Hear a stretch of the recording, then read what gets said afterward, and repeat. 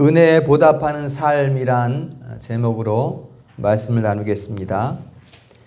우리 모든 사람들은 관계 가운데 살아가고 있습니다. 부모와 자식 간의 관계, 또는 스승과 제자의 관계, 또는 형제 관계, 또 이웃 관계, 이 친구 관계, 직장에서 또 이렇게 동료 관계, 무수히 많은 관계 속에 살아가고 있습니다. 이런 관계 속에서 때로는 누군가에게 도움을 받기도 하고 또 은혜를 입기도 합니다. 내가 은혜를 꼭 갚겠습니다 이렇게 말할 정도로 많은 이런 은혜를 받을 때가 있죠. 우리 성도님들도 인생 속에서 특별한 은혜를 경험했을 것으로 생각이 됩니다. 어쩌면 우리는 수많은 은혜 가운데에 살아가고 있지만 또는 수많은 은혜를 이미 입고 있지만 그것을 다 기억하지 못하고 살아가고 있는지도 모르겠습니다. 오늘 시편 기자는 각각의 은혜를 나열하면서 감사하라, 감사하라, 감사하라, 계속해서 감사하라라는 것을 반복하고 있습니다. 감사는 은혜를 입은 백성이 하나님께 마땅히 돌려드려야 한다는 것을 우리에게 말씀하고 있어요. 은혜를 입은 자라면 마땅히 하나님께 감사를 돌려드려야 된다라는 것이죠. 본문을 보면 모든 사람의 인생 자체가 은혜인 것을 우리가 알 수가 있습니다. 수많은 은혜 앞에서 우리는 하나님의 인자하심에 집중하게 되고 또 우리가 소유한 모든 것이 값없이 주신 선물이라는 것, 이 사실에 대해서 우리가 감사하지 않을 수가 없게 되는 것입니다. 이런 감사가 나에게도 해당되는 것일까? 이런 감사가 우리 성도들에게 각자에게 다 해당되는 것일까? 우리 어른들도 계셔서 감히 우리가 인생을 논할 수는 없겠지만 우리 인생 가운데에서 지금 우리가 어떤 은혜를 받고 살아가는가? 지금 살아온 인생 가운데에서 어떤 은혜를 우리가 받았는가? 이것만큼은 우리가 기억해야 되지 않겠는가라는 것을 말씀드리는 것입니다. 16세기에 작성된 하이델베르그 교리 문답서가 있습니다. 여기에서는 가장 먼저 가르치는 것이 인류의 비참함에 대해서 가르치고 있어요. 사람의 상태가 얼마나 비참한 것인가를 먼저 가르치고 있다는 거예요. 사람들이 그 비참함을 모르기 때문에 그것을 먼저 교리 문답서가 가르쳐주고 있다는 것입니다. 인류가 무엇이 비참하다는 것인가? 우리 성도님들은 비참하십니까? 우리는 이미 구원받은 백성들이기 때문에 비참함에서 벗어났죠. 무엇이 비참하다는 것인가? 세상 사람들은 나름대로 잘 살고 있는데 그런대로 어려움 없이 많이 애쓰며 살아가고 있는데 뭐가 비참하다는 것인가? 이렇게 말할 수도 있을 것입니다. 인류의 비참함은 사람의 상태를 알아야 확인할 수 있습니다. 사람의 처음 상태, 그리고 타락한 상태, 그리고 구원받은 상태, 이 사람의 원래 상태들을 알아야 사람이 비참한 것이구나, 이렇게 비참한 상태에 놓여 있구나라는 것을 깨닫게 된다는 것입니다. 첫사람 아담이 살던 세상은 범죄가 없는 것이었죠. 악함도 없고 심판도 없고 자연재해도 없고 해일도 일어나지 않고 지진도 일어나지 않고 폭풍우도 몰아치지 않는 그러한 아름다운 세상이었습니다. 거기서는 먹을 것도 염려하지 않아도 되는 그러한 세상이었어요. 지금과는 비교할 수 없는 곳이었습니다. 사람은 하나님 형상대로 지어져서 지혜가 월등하고 지식이 월등하고 그래서 그 어떤 피조물과도 비교할 수 없는 능력으로 살아가는 그러한 존재였다라는 것입니다. 그런데 하나님 자리를 차지할 수 있다는 이 사탄의 마귀의 유혹을 받고 사람이 하나님을 반역하는 그러한 일을 행하고 말았습니다. 이것으로 사람은 모든 것을 잃어버렸어요. 아무것도 남지 않았어요. 일말의 소망도 없어요. 그냥 육신이 살다 죽으면 지옥행이 결정되어 있는 이러한 삶이 되어버렸다라는 것입니다. 이것이 비참함이에요. 이것이. 원래의 그 지혜, 원래의 그 지식, 그 능력, 원래 하나님 형상, 그 모든 것을 잃어버렸다는 것이 인류의 비참함이라는 것입니다. 더 비참한 것은 자신의 상태를 모른다는 거예요. 내가 비참한 상태라는 것을 전혀 인지하지 못하고 있다는 것이 또 다른 비참함이 됩니다. 하나님 형상으로 지어졌던 그 처음 상태를 알 수만 있다면 가슴 치는 애통함이 있을 텐데, 그래서 어떻게든지 돌아가고 싶다. 그때를 사모하게 될 텐데 알지 못하니까, 그 처음 상태를 알지 못하니까 슬퍼하지도 않고 아파하지도 않고 그냥 현재에서 뭔가 만족할 만한 것들을 찾아서 힘겹게 그렇게 살아가고 있다라는 것입니다. 그런데 하나님께서는 이러한 인류를 위한 최고의 조치를 취하십니다. 한 가지 조치를 취하십니다. 비참함 가운데 빠진 인류를 건져내기 위한 조치. 그것이 무엇인가? 하나님께서는 어떤 대가로 이것을 해야 되는지를 잘 알고 계셨어요. 어떤 대가입니까? 단 한 가지 방법이에요. 스스로 오셔서 화목 제물이 되는 것.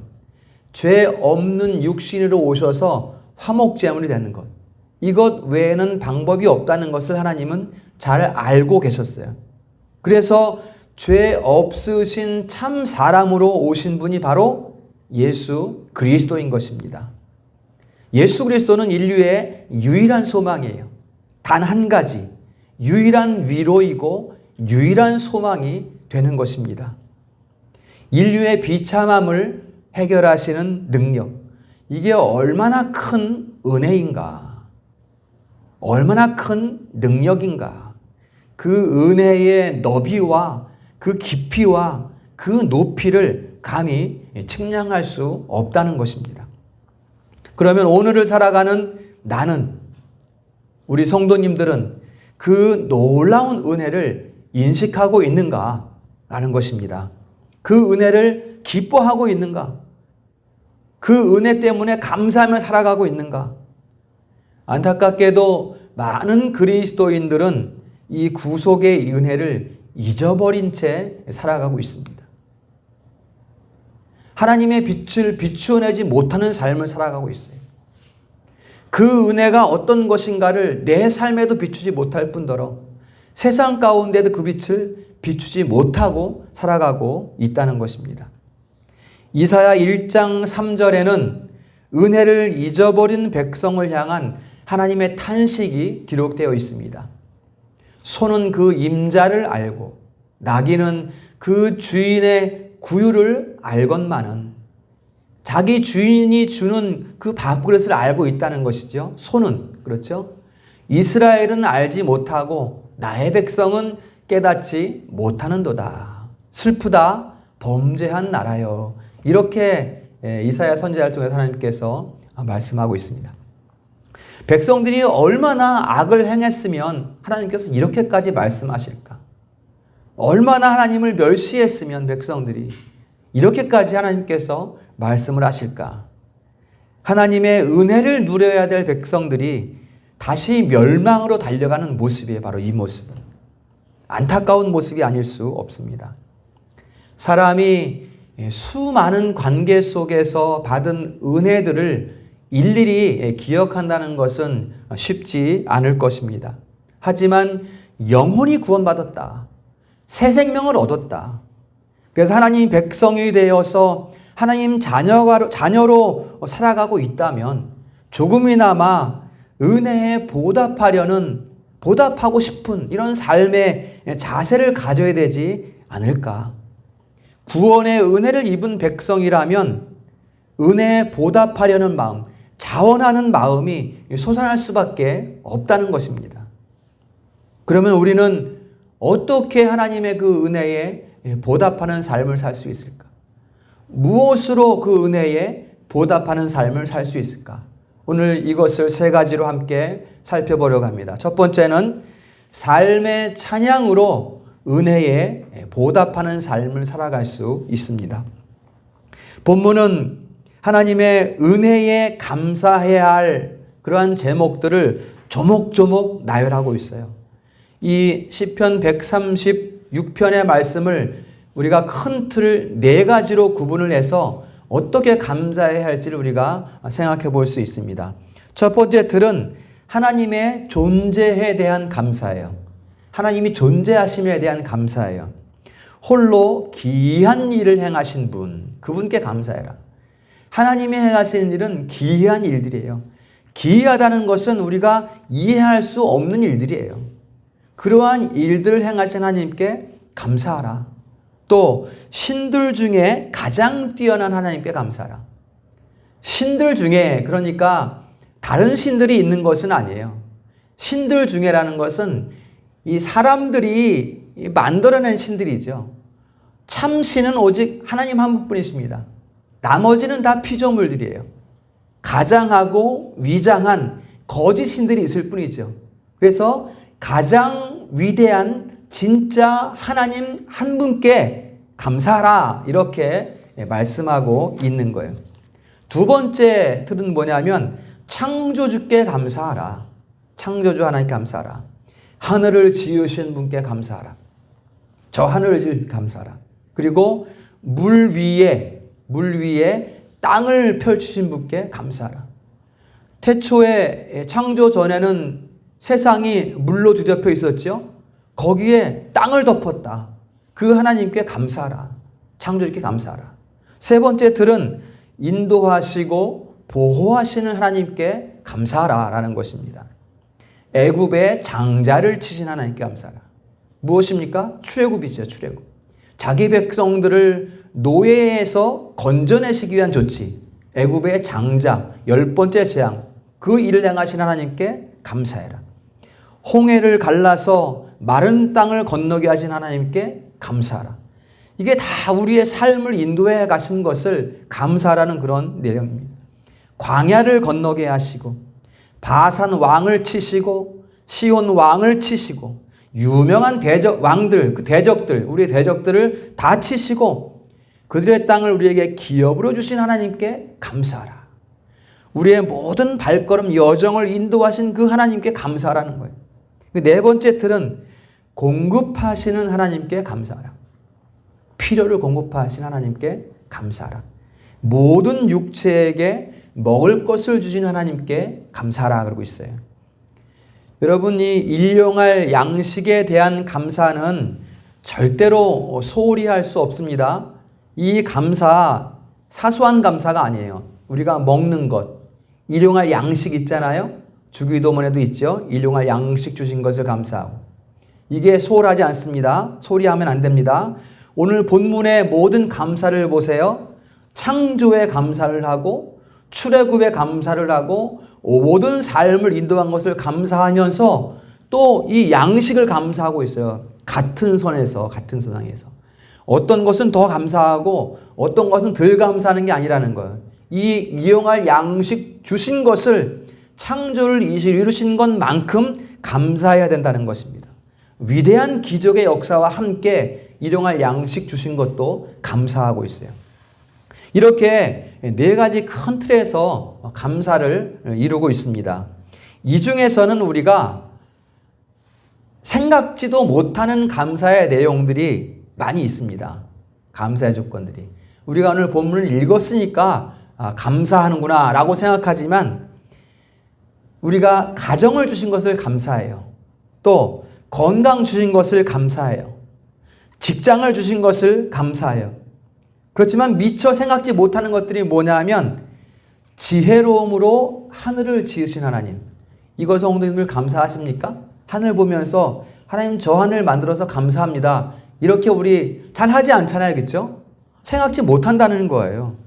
또 아까 말씀드린 것처럼 물 위에다가 땅을 피우신 하나님.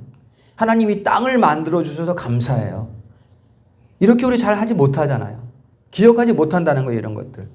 그리고 저 빛들을 지으셔서 해와 달과 별들을 지으셔서 밤을 다스리게 하시고 낮을 주관하게 하시고, 이거 감사합니다. 이런 감사 우리가 잘하지 못하잖아요. 바다에다 길을 내시고 광야를 건너게 하시고 우리 삶의 대적들을 쳐주신, 이기게 하신 하나님께 감사합니다. 이런 감사 우리가 잘하지 못한다는 거예요. 하지만 하나님께서 하신 일을 세세히 우리가 다 살펴본다면 그 하신 일들이 얼마나 세밀하고 풍성한지를 우리가 알 수 있게 된다는 것입니다.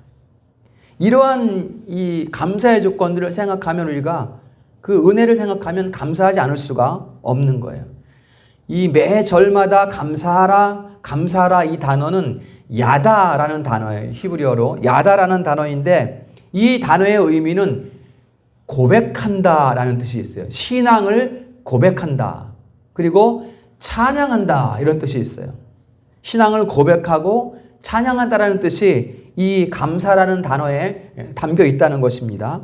그래서 진정으로 은혜에 감사한다면 가장 먼저 할 일이 뭐예요? 고백하는 거예요. 감사는. 내 신앙을 고백하는 거예요. 내가 성삼위 하나님을 믿습니다. 신뢰합니다. 주 예수 그리스도가 나의 구원자이십니다. 이게 바로 찬양이라는 거예요. 감사한다는 거예요, 이게. 그리고 신앙을 고백함과 동시에 찬양 드리는 것. 삶으로 찬양 드리는 것. 이게 곧 감사와 같은 의미야 된다라는 것입니다.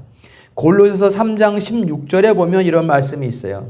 시와 찬송과 신령한 노래를 부르며 감사하는 마음으로 하나님을 찬양하고 이렇게 말씀했어요.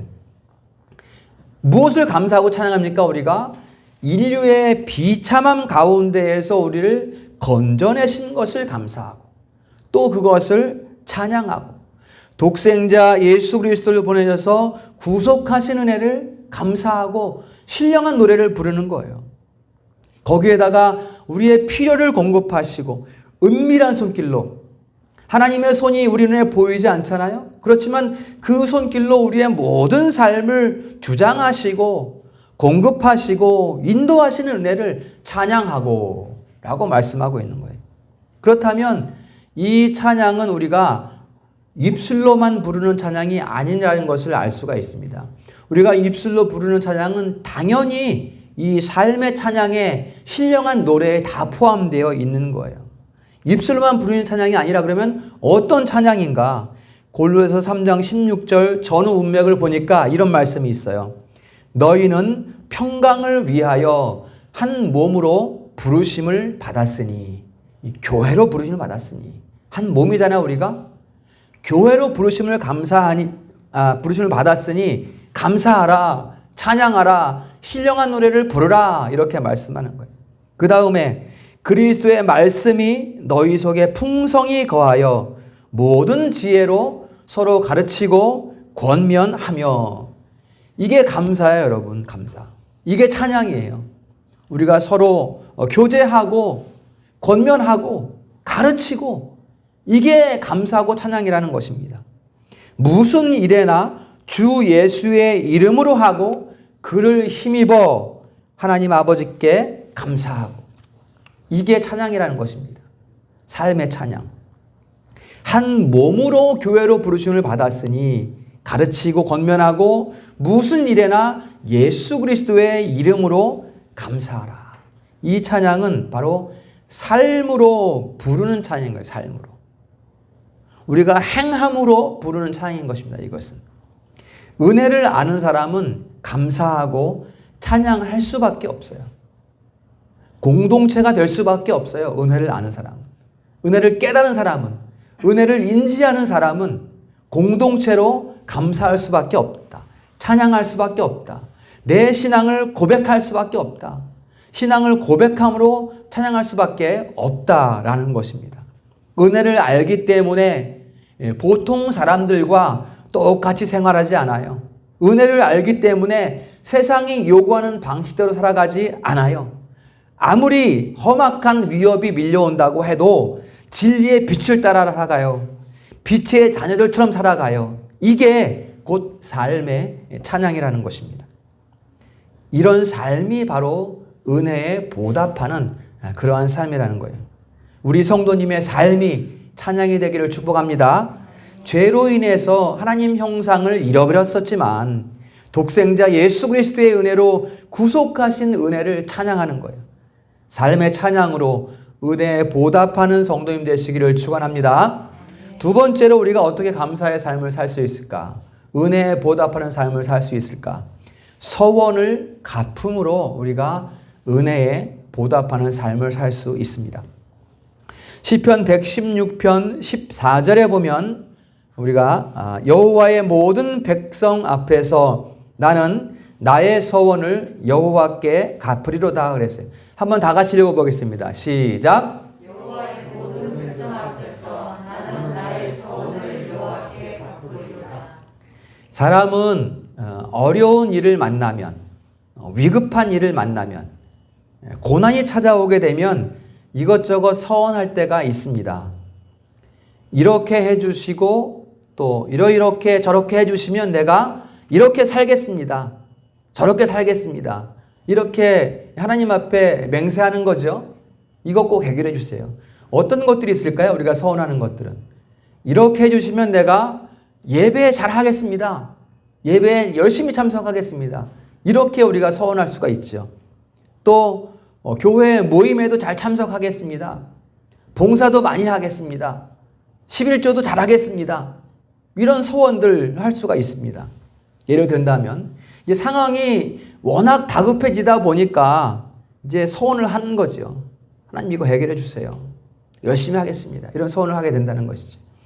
그런데 아무리 사람의 마음이 다급한 나머지 서원을 했다고 해도 우리 하나님께서는 선하신 하나님이시고 아주 좋으신 하나님이다 보니까 자녀에게 해악이 되지 않는다면 그 기도에 응답을 해 주십니다. 이게 우리 하나님이셔요. 그렇지만 만약에 내 자녀의 삶을 해치거나 어떠한 악한 일들이 내 자녀를 덮치게 된다면 그러한 기도는 아무리 간절한 기도를 한다고 해도 그런 기도는 들어주지 않는 거죠. 그 들어주지 않음이 오히려 기도의 응답이 되는 거예요. 내 자녀를 보호하시는 하나님이시기 때문에. 근데 그렇지만 하나님께서는 들어주신다. 좋으신 하나님이기 때문에. 그러면 그 다음부터가 문제가 돼요. 그 서원한 것을 들어주신 다음부터가 문제가 되는데 사람들이 은혜를 입고 나면 그 서원한 것을 잊어버린다는 거예요. 기억을 못해서 잊어버릴까요? 아니에요. 기억나는 것을 자꾸만 저 속으로 밀어내요. 기억 안 하려고. 왜냐하면 갚아야 되니까 내가. 갚아야 되니까. 그러니까 의도적으로 서원을 이행하지 않는다는 거예요. 기억할 수 있지만 기억해내지 않으려고 애쓰고 지키지 않으려고 한다는 거예요. 이게 사람의 모습입니다. 사람과의 약속은 잘 지키면서 사람과의 약속은 지키기 위해서 애쓰면서 하나님 앞에 이 맹세한 것들을 이렇게 쉽게 어겨도 되는 것일까? 과연 하나님 앞에 서원한 것을 이렇게 소홀히 여겨도 되는 것일까? 성경은 이 서원 기도의 중요성을 알리기 위해서 몇몇 인물들을 소개하고 있습니다. 우리가 사무엘의 어머니 한나를 우리가 잘 알고 있죠. 한나는 자기가 서원한 대로 사무엘을 젖댄 후에 하나님께 온전히 바쳐드렸습니다.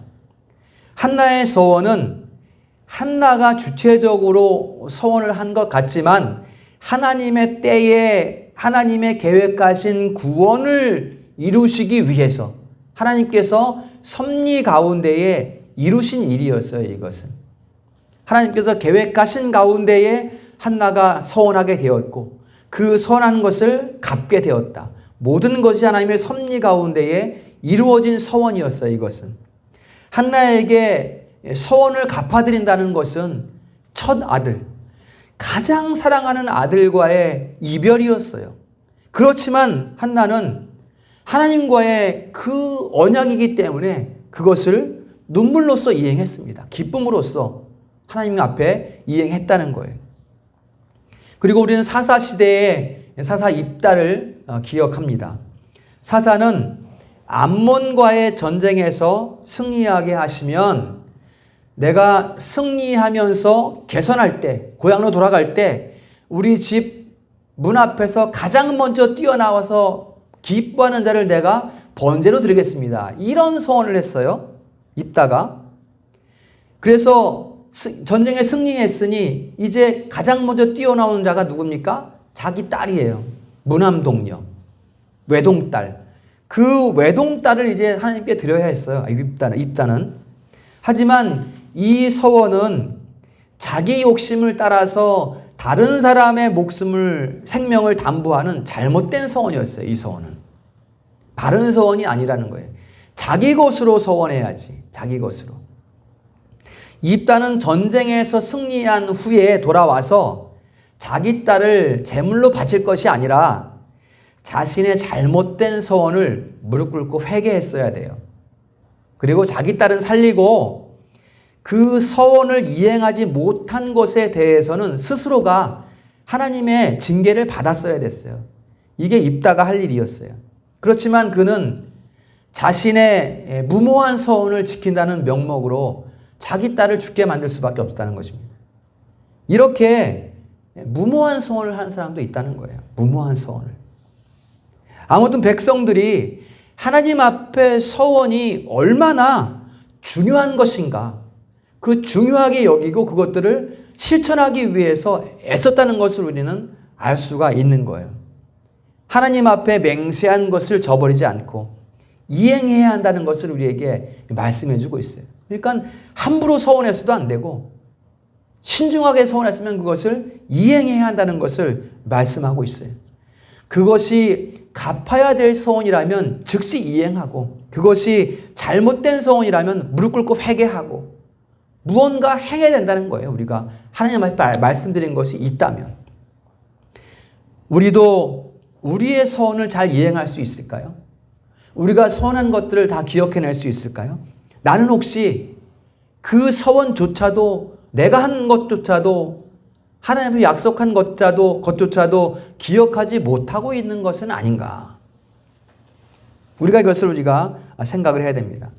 사사로이 우리가 하나님 앞에 서원하는 것들이 있을 수가 있습니다. 그러나 하나님 앞에서의 서원은 신중해야 합니다. 신중하게 우리가 서원할 수 있어야 돼요. 만일 정직하게 하나님 앞에 서원하는 것이 있다면 그것을 실천할 수 있는, 실행할 수 있는 지혜와 용기가 필요합니다. 그것이 당장 내게 유익이 되지 않는 것 같아요.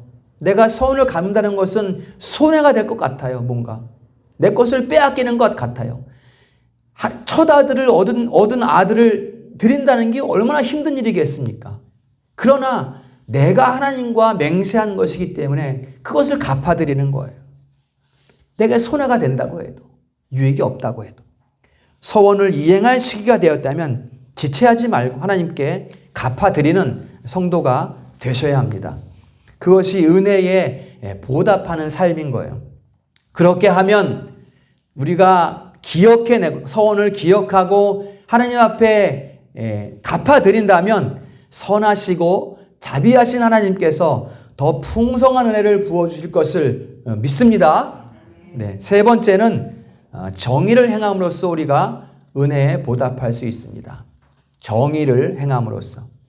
미가서 6장 6절에서 선지자가 말합니다. 한번 읽어봅니다. 시작. 내가 무엇을 가지고 여호와 앞에 나아가며 높으신 하나님께 경배할까? 내가 번제물로 1년 된 송아지를 가지고 그 앞에 나아갈까? 어떻게 예배할까를 미가 선지자가 고민하고 있는 거예요. 이건 하나님께서 이스라엘 백성들에게 탄식하는 말씀입니다. 이것이. 미가 선지자가 왜 이렇게 이야기를 하는가 하면 예배에 대한 것, 예배에 대해 이렇게 고민하냐면 백성들이 진정성 없는 예배를 받기 때문이에요. 가식적이고 외식적인 예배를 목격했기 때문에 탄식하고 있는 거예요. 이것이. 혹시 천천의 순양을 하나님께서 기뻐하실까? 1000마리 또 1000마리의 양을 가지고 가면 하나님께서 기뻐하실까? 이렇게 말을 해요. 또 내 몸의 열매, 내 자식을 드리면 하나님께서 기뻐하실까? 이렇게 지금 미가 선지자가 탄식하면서 말을 하고 있어요. 이렇게 탄식한 후에 백성들이 무엇을 행해야 할지를 말씀합니다. 미가서 6장 8절에 이것을 말씀하고 있어요. 함께 우리가 읽어보겠습니다. 시작. 이 사람아, 주께서 선한 것이 무엇인지 보이지 않으셨느냐? 여호와께서 내게 구하는 것은 오직 정의를 행하며 인자를 사랑하며 겸손하게 행하는 것이 아니냐. 하나님을 사랑하는 거죠. 인자를 사랑한다는 것은.